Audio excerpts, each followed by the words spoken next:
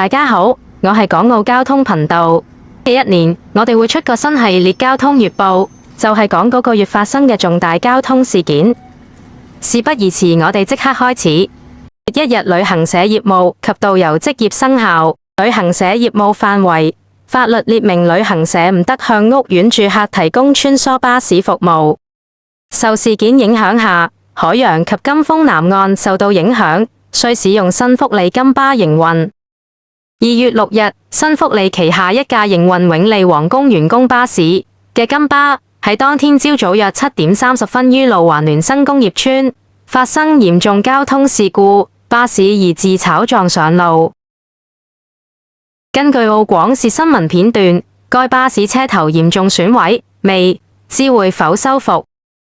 值得一提嘅係，肇事巴士 K402 事發時正行駛永利皇宮員工巴士 P5 號線下班車，有永利員工表示，根據路線，該車須先經居雅大廈再往金峰南岸，然後前往終點站一橫琴口岸，而事故地點並非該巴士理應出現嘅地點，故而相關司機當時正自行更改行車路線。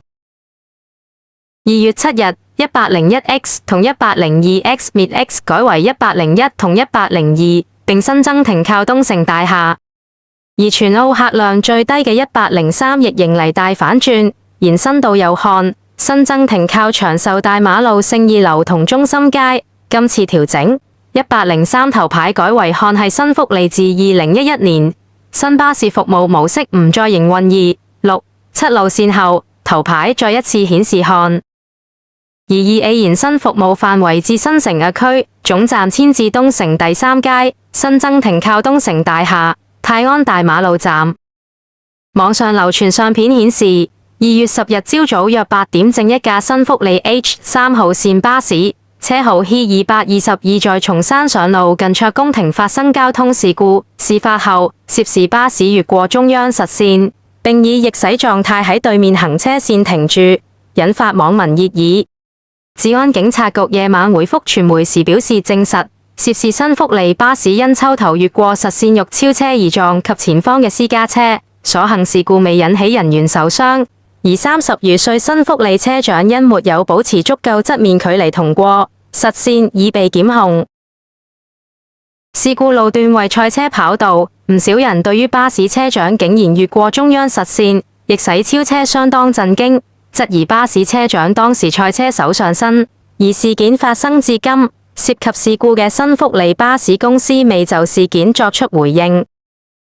2月15日，為應對農曆新年前客流增多嘅情況，39、50、50B、MT1、MT2、MT5 往皇朝取消停靠阿瑪納前地站，改停靠葡京酒店站。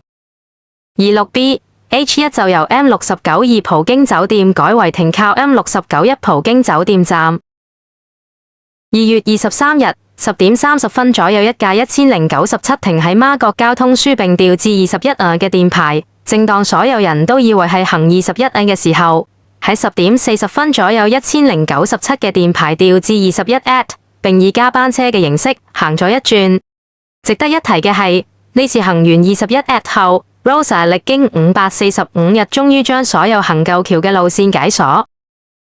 治安警察局公布一宗案件，事發於大年初二夜晚7點，一名60歲楊姓內地女子乘搭一架往關閘方向3X 號線巴士時，向車長查問路線。由於車長正專注駕駛，未答到佢，於是楊姓女子喺巴士行駛期間伸手搶奪方向盤，導致車身搖晃。事後車長緊急停車，並通知附近稽查職員協助及報警處理。涉事女子目前已因妨害道路運輸安全罪被捕，將被移送法辦。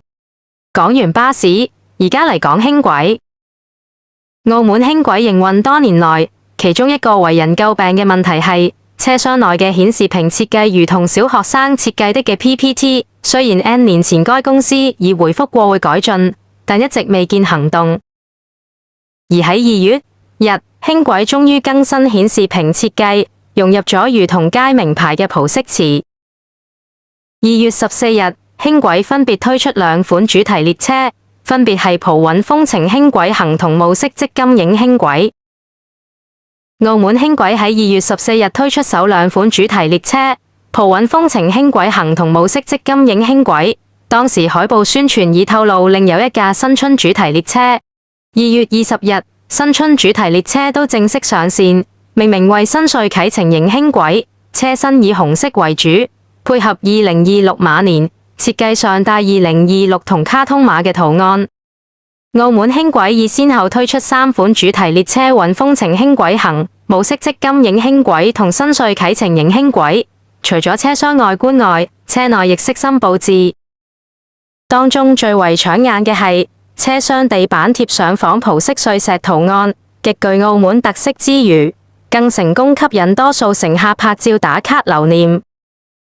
輕軌公布乘客人數資料，2026年2月日均乘客人次達至3.31萬人次，係通車以嚟最高紀錄，比輕軌通車首月免費時多100人次。好啦，咁今集嘅影片就到呢度。如果鍾意呢條片，記得 like and subscribe。我哋下條片見，拜。